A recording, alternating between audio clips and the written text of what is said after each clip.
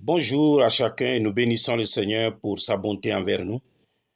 J'aimerais aborder un sujet simple et que nous pouvons considérer ensemble. C'est que le pasteur a besoin d'amis. Mais aujourd'hui, alors qu'un pasteur a besoin d'amis, nous avons trop de conspirations, trop de complots, trop de méchanceté autour des hommes de Dieu. Parfois, ce n'est pas des gens très loin, très éloignés, je veux dire, mais des gens très proches. Vous savez, le pasteur, c'est malgré tout un homme. Il n'est pas une machine.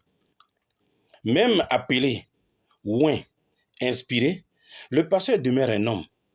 Jésus lui-même, parfait Fils de Dieu, a recherché la proximité, l'intimité, la loyauté. Il a dit à ses disciples, nous le voyons dans Jean au chapitre 15, le verset 15, il dit, je ne vous appelle plus serviteur, mais je vous appelle ami. Paul avait Luc, il avait Timothée, il avait Onésiphore, il avait Silas, il avait Tite, n'est-ce pas? David avait Jonathan, Moïse avait Josué, Élie avait Élisée. Vous savez, la solitude absolue, je veux dire, la solitude absolue n'est pas un signe de force, mais un risque de chute. Le pasteur a besoin d'amis.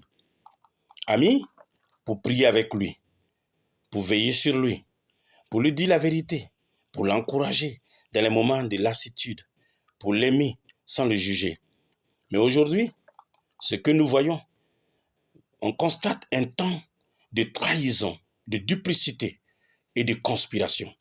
Aujourd'hui, beaucoup entrent dans la vie du pasteur, non pour l'aimer, mais pour l'utiliser.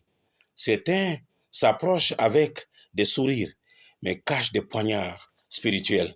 Vous savez, certains s'asseyent pour manger, mais attendent l'occasion pour accuser. Certains disent, « Oh, je suis avec toi », mais ne cherche qu'à te remplacer. Celui qui partage mon pain lève le talon contre moi. Dans le psaume 41, verset 10, et nous le voyons aussi dans Jean 13, verset 18.